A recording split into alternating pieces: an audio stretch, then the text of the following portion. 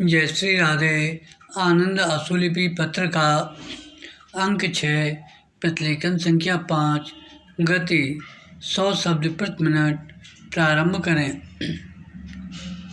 महोदय, देश में भावनात्मक एकता की परिकल्पना की जाती है।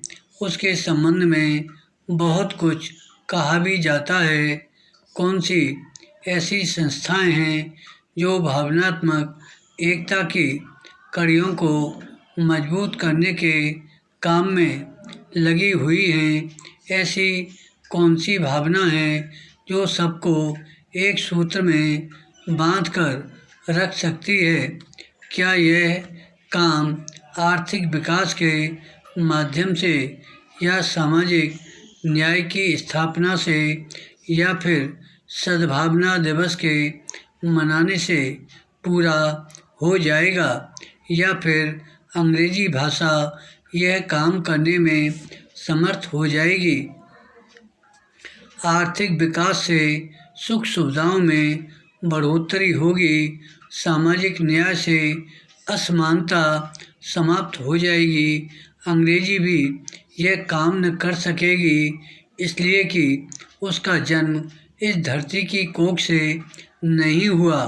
भावनात्मक एकता की कड़ियों को मजबूत करने का काम हिंदी ही कर सकती है। विराम। पैरा। आज हिंदी जनभाषा बन चुकी है और उसकी जड़ें जनमानस की भावनाओं तक पहुंच चुकी हैं। इन्हीं भावनाओं की एकता ही भावनात्मक एकता है। ऐसी बात नहीं कि आज भावनात्मक एकता नहीं है, वह है, और आवश्यकता इस बात की है कि उसे अक्षुण्ण बनाए रखा जाए। इस दायित्व को पूरा करने में हिंदी सेवा संस्थाओं की अमर देन रही है। विराम। पैरा। स्वतंत्रता के बाद देश में बदलाव आया। बदली हुई परिस्थितियों में हिंदी सेवी संस्थाओं का दायित्व और भी बढ़ गया। आज कई एक राज्यों में हिंदी को सरकारी पाठ्यक्रम में स्थान मिल चुका है, पर कुछ राज्यों में अभी भी हिंदी शिक्षा का विषय नहीं है। अहिंदी क्षेत्रों में हिंदी द्वितीय भाषा के रूप में पढ़ाई जाती है। अंग्रेजी को तृतीय स्थान प्राप्त है, पर अंग्रेजी के मुकाबले हिंदी के पढ़ाई के घंटे कम होते हैं। कुछ राज्यों में हिंदी बोर्ड की परीक्षा का विषय नहीं है और कुछ राज्यों में केवल कम से कम 20 अंक ले लेना पर्याप्त हो जाता है। अतः हिंदी को द्वितीय भाषा का स्थान प्राप्त होते हुए भी उसकी बड़ी दयनीय स्थिति है।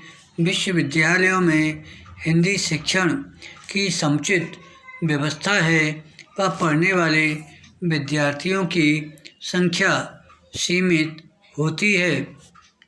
अतएव आज विभिन्न हिंदी सेवी संस्थाओं की परीक्षाओं में लाखों की संख्या में परीक्षार्थी भाग लेते हैं।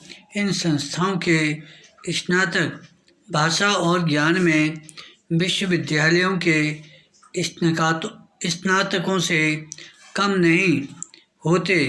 अतः आज हिंदी सेवा संस्थाएं इस अभाव की पूर्ति करती हैं।